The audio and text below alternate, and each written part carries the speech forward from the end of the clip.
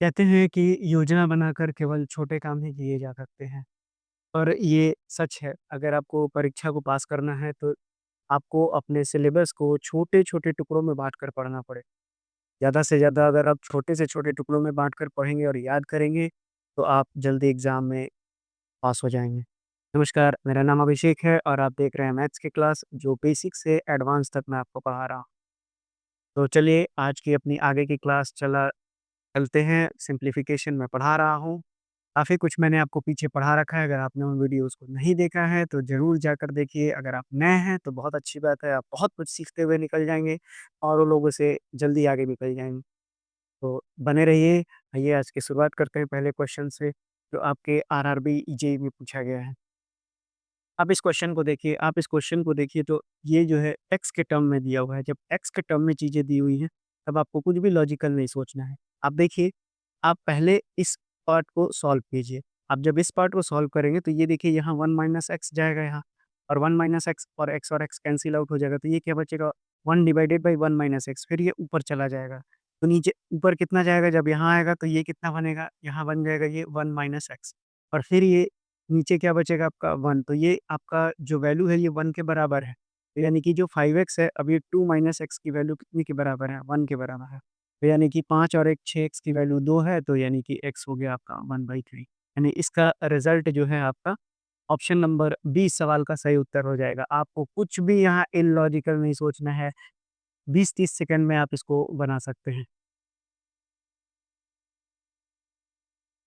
आइए, आपने बढ़ते हैं अपने अगले सवाल पे। बोला है कि 23 गुना 31 713 के बराबर है। तो बोला है कि 0.00713 डिवाइडेड बाई 3.1 करेंगे तो क्या हो जाएगा? आपको पता है कि अगर यहाँ से अगर आप 713/31 करते हैं तो आपका जवाब तो 23 ही आएगा। लेकिन 23 के आगे कितना शून्य बैठेगा ये आपको नहीं पता है। तो आप यहाँ पर देखना है ये कितना है 10 का पावर 5 है।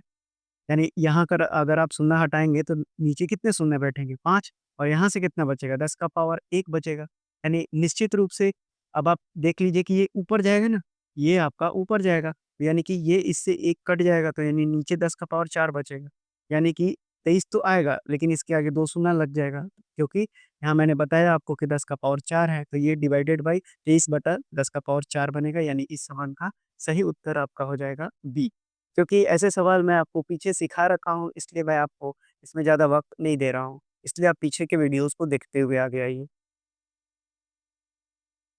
आइए बढ़ते हैं अपने अगले सवाल पर। अगर आप अगले सवाल को स्क्रीन पर देख रहे हैं तो देखिए, काफ़ी बढ़िया-सा क्वेश्चन आपसे पूछा गया है। कहता है कि 1/x minus a minus b बराबर 1/x minus 1/a minus 1/b है। देखिए, इस सवाल को बिना पेन उठाए आप कर सकते हैं।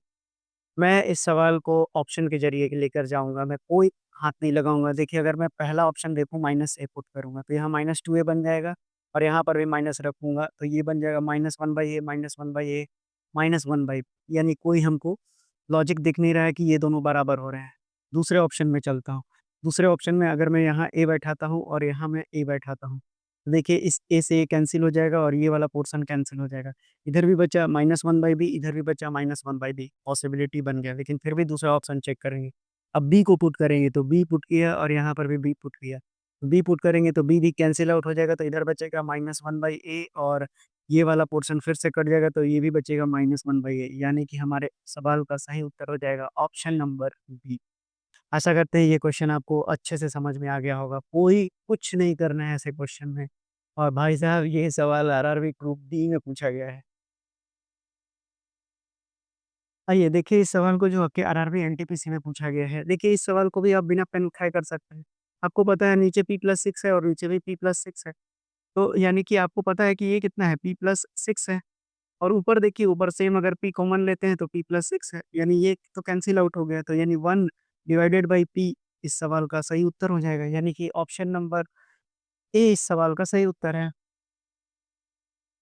चलिए देखिए इस सवाल को जो आपके आरआरबी एनटीपीसी के सीबीटी 2 एग्ज़ाम में पूछा गया है। अगर आप इसके कैलकुलेशन को देखेंगे तो इसका कैलकुलेशन काफ़ी आसान है। सबसे पहले आपको मैं बता दूँ कि देखिए अगर आपको कितना दिया हुआ है, ये a डिवाइडेड बाई b है और नीचे जो है c डिवाइडेड बाई d है। कहने का मतलब ये है a by b divided by ये c बाई d है। तो यानी कि अब आप इसको क्या लिख सकते हैं a by b into d by c। यानी कि ये कितना है ad बाई bc है। अगर ये आपको पता चल गया तो आप इस सवाल को करने में ज़्यादा वक़्त नहीं लगाएँगे। अब देखिए कैसे, मैं आपको बताता हूँ। अब एडी का मतलब क्या है, ये अगर ए है, ये बी है, ये सी है और ये डी है। यानी कि अब इतना इंटू इतना था, आप देखिए मैं बताता हूँ आपको 34.2 गुना 6.8482 ये 0.03 है, ये तो आपको दिमाग में रख लेना है। और बाकी कितना है बी इंटू सी है, तो यानी कि 102.6 और ये कितना है आपका 0.00171 है और ये कितना है आपका सी है 12.5 और ये कितना है 0.8। अब आपको आगे कुछ भी नहीं करना है, ये देखिए एक मतलब दशमलव के बाद कितने अंक हैं, 1 2 1 3 और 2 5। यहाँ देखिए ये हो गया आपके पास 5 और उसके बाद 6, ये हो गया आपका 7 और ये आपका हो गया 8। यानी कि आपका जो है यहाँ पर कितना आएगा 10 का पावर 8 आएगा और यहाँ पर आपका कितना आएगा 2 1 3 और 2 5 आएगा। यानी कि अगर आप देखेंगे तो ये कितना है आपका 10 का पावर 3 यानी कि 1000 है। आप देखिए तो सारे दशमलव हट गए, अब आपको दशमलव से कोई काम नहीं है। ये तो मैं आपको बता रहा हूँ इसलिए इतना देर लगा। अब ये देखिए, ये तो खत्म हो गया। अब उसके बाद देखिए ये जो है खत्म हो गया है, ठीक है? अब इसको और इसको अगर आप गुना करेंगे और फिर इसको काट दीजिएगा, ठीक है? तो ये कितना हो जाएगा? ये कट गया तो आपके पास जवाब क्या आया 4 यानी इस सवाल का उत्तर था मात्र 4 यानी आप इसको बहुत ही जल्दी सॉल्व कर सकते थे। तो आपको बस दिमाग में ये बात याद रहता, तो आप इस सवाल को दिमाग में ही कर सकते थे यानी बिना पेन उठाए 4 इसका जवाब हो जाता। चलिए देखिए इस क्वेश्चन को जो आपके आरआरबी, एनटीपीसी, सीबीटी 2 में पूछा गया है। आपको अगर क्वेश्चन्स को देखेंगे तो ये क्वेश्चन सिम्प्लिफिकेशन का है, काफ़ी अच्छा क्वेश्चन है आपसे। अब देखिए इसको जल्दी कैसे आप सॉल्व करेंगे, तो जल्दी सॉल्व करने का क्या तरकीब हो सकता है इसका? आइए समझते हैं। देखिए अगर आप इसको देखेंगे तो अगर मैं इस वाले पोर्शन को लेता हूँ, तो ये आपका कितना हो जाएगा?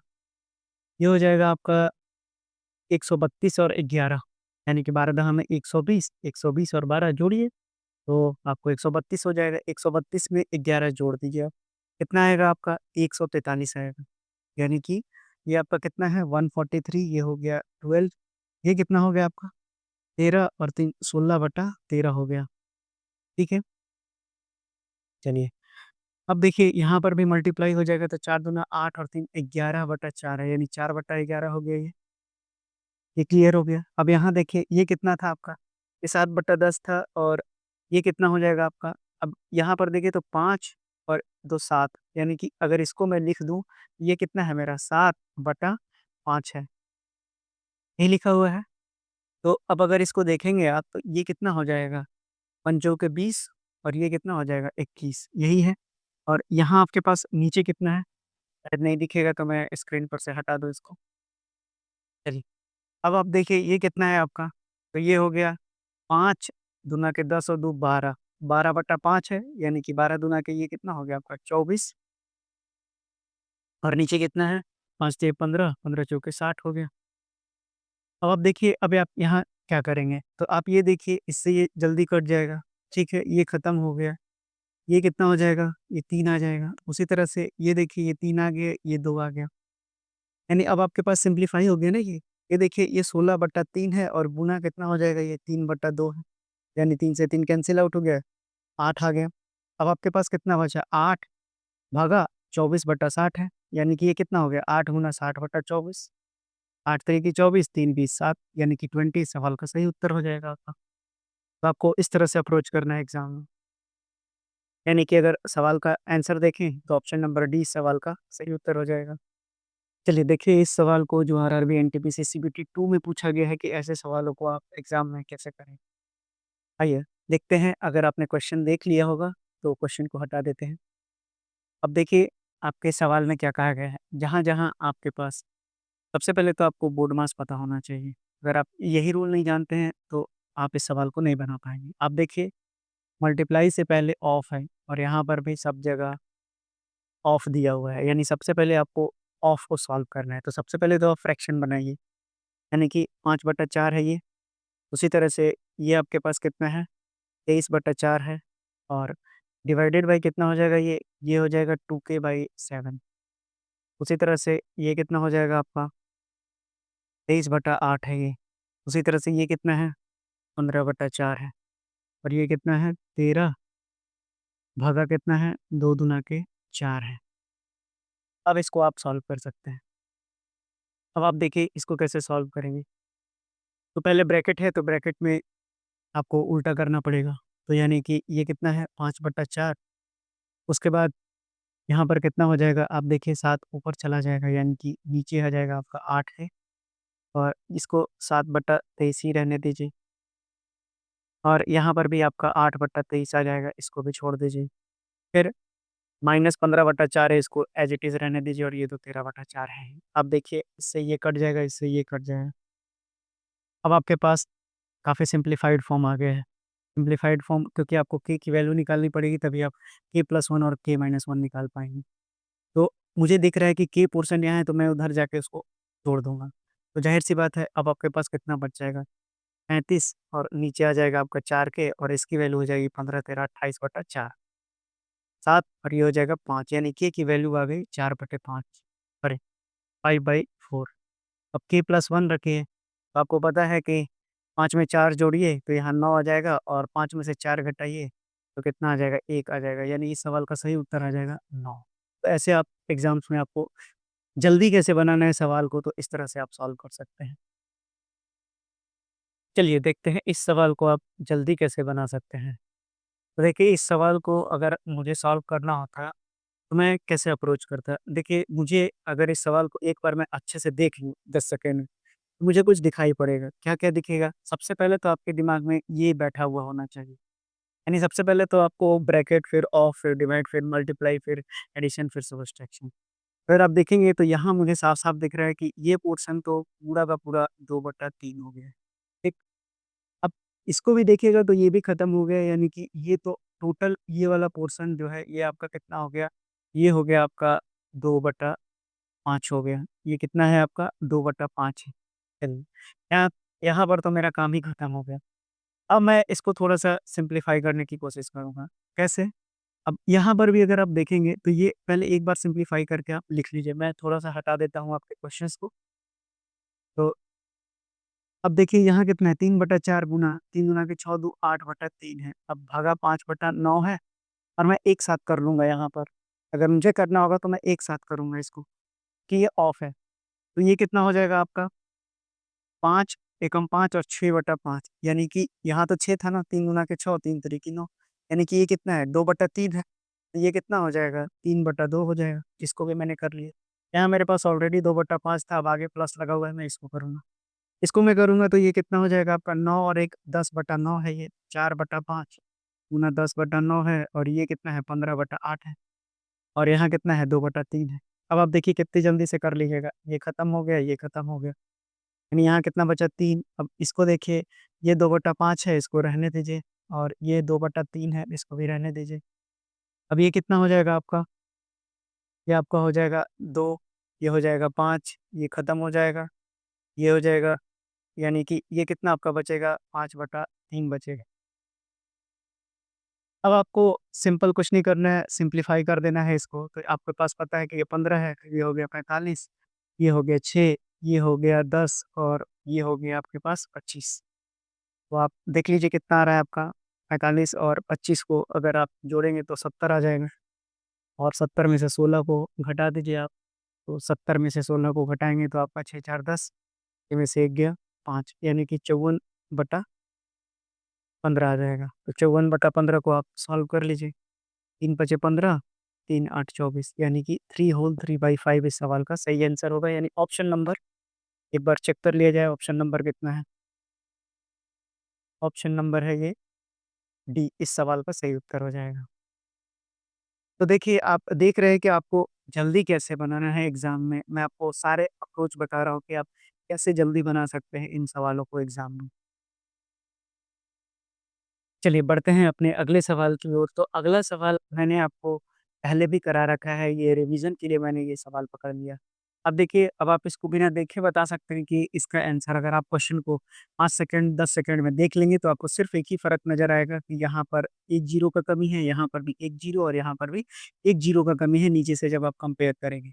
यानी कि यहाँ 10 की कमी है, 10 का स्क्वायर कर दीजिए, आपका 100 हो जाएगा। ये मैंने आपको पहले भी बता रखा है, फिर से बता देता हूँ। देखिए, अगर हमको 1 शून्य यहाँ बढ़ाना होगा, तब तो ये पूरा कटेगा ना, यानी कि 0.11 है, अगर मैं इसमें 10 से गुणा और 10 से भागा कर देता हूँ, तो इक्वेशन बैलेंस हो गया। अब इसको आप डिवाइड कर दीजिए ना 011, तो यहाँ कितना बचा? 10 बचा। अब ये तो आपको अंदर ही रहेगा, अब इसका स्क्वायर बाहर निकालेंगे तो यहाँ से कितना आ गया? 100। उसी तरह से यहाँ पर भी कितना हो जाएगा? 0.06 को 10 से गुणा कीजिए और 10 से भाग कीजिए, तो अब ये कितना हो जाएगा? 0.006 हो गया नीचे के बराबर। इसका स्क्वायर 10 को अलग कीजिए, 10 का स्क्वायर हो जाएगा। उसी तरह से यहाँ कीजिए, यानी 100 आ जाएगा। तो आपको पेन भी नहीं उठाना है ऐसे सवाल में, डायरेक्टली देखकर आप बता सकते हैं आंसर वाला।